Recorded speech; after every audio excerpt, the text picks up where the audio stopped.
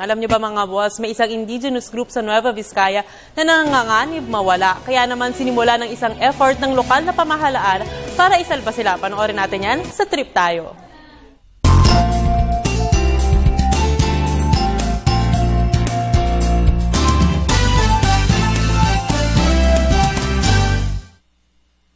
Pahinga muna tayo sa island hopping at food trip. This time, babiyahe muna tayo to the north upang sumama sa pagligtas ng isang kulturang unti-unti nang nawawala.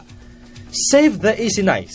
Yan ang advocacy ng munisipalidad ng Dupax del Sur sa Nueva Vizcaya, kung saan layunin nilang i-revive muli ang dying culture ng mga Isinay.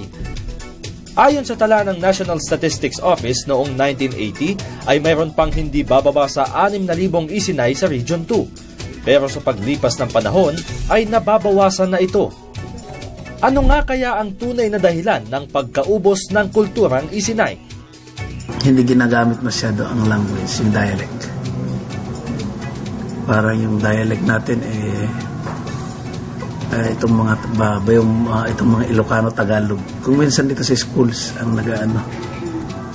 Tagalog na, so parang nauubos na. Yung mga matatanda na lang, yung mga age 60, 70. Kumbaga senior citizen na lang nagsasalita ng Isinay.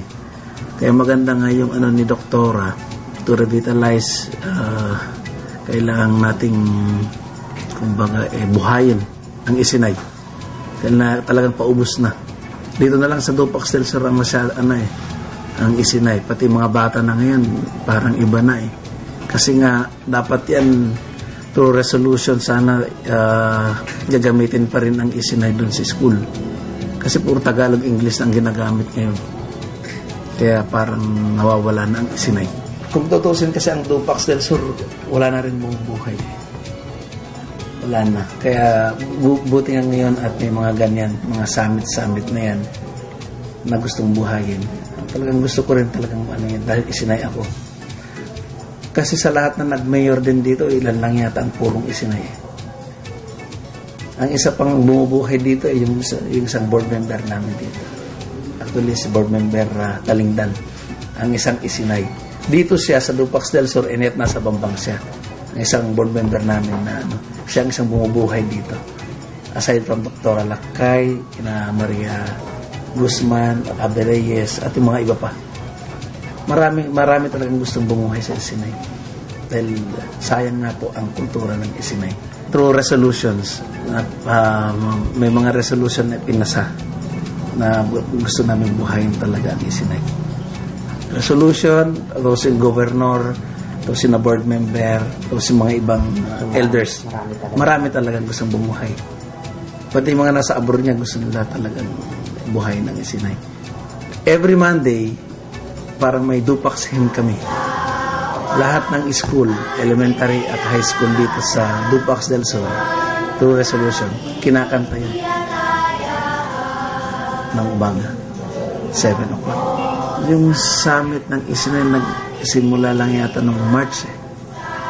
Pero nung last election pa, yan din ang isang advocacy ni Governor, ang buhay ng Isinay. Tapos mayroon pang mga ibang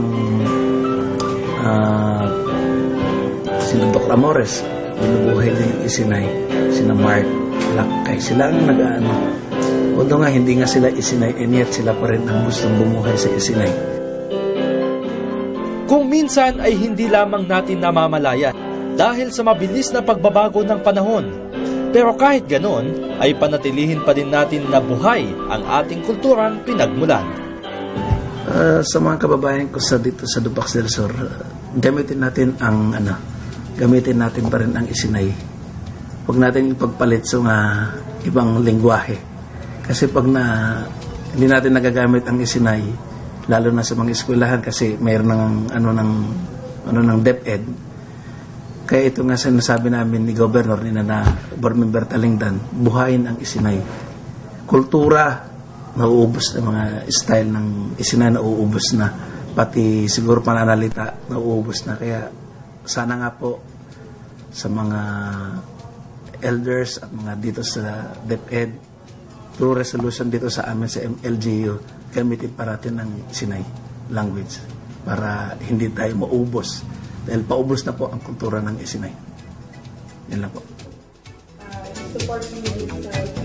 O ikaw, saan ang trip mo?